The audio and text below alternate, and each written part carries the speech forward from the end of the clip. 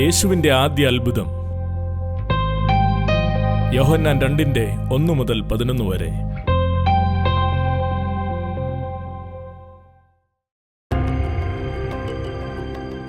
മൂന്നാം നാൾ ഗലീലയിലെ കാനാവിൽ ഒരു കല്യാണമുണ്ടായി.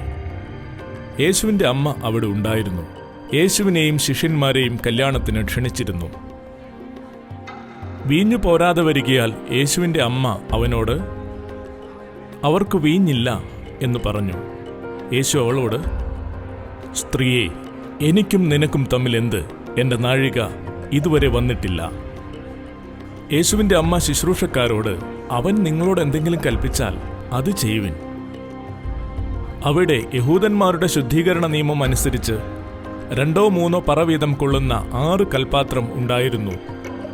യേശു അവരോട്, ഈ കൽപ്പാത്രങ്ങളിൽ വെള്ളം നിറയ്ക്കുവിൻ. അവർ വക്കോളവും നിറച്ചു. ഇപ്പോൾ കോരി വിരുന്നുവാഴിക്ക് കൊണ്ടുപോയി കൊടുക്കുവിൻ. അവർ കൊണ്ടുപോയി കൊടുത്തു. അത് എവിടെ നിന്ന് എന്ന് വെള്ളം കോരിയ ശുശ്രൂഷക്കാരല്ലാതെ വിരുന്നുവാഴി അറിഞ്ഞില്ല. വീഞ്ഞായി തീർന്ന വെള്ളം വിരുന്നുവാഴി രുചിച്ചു നോക്കിയാറെ ശേഷം മണവാളനെ വിളിച്ചു. എല്ലാവരും ആദ്യം നല്ല വീഞ്ഞും ലഹരി പിടിച്ച ശേഷം എളുപ്പമായതും കൊടുക്കാറുണ്ട്. നീ നല്ല വീഞ്ഞ് ഇതുവരെയും സൂക്ഷിച്ചു വച്ചുവല്ലോ. യേശു ഇതിനെ അടയാളങ്ങളുടെ ആരംഭമായി ഗലീലയിലെ കാനാവിൽ വെച്ച് ചെയ്തു. തന്റെ മഹത്വം വെളിപ്പെടുത്തി. അവന്റെ ശിഷ്യന്മാർ അവനിൽ വിശ്വസിച്ചു.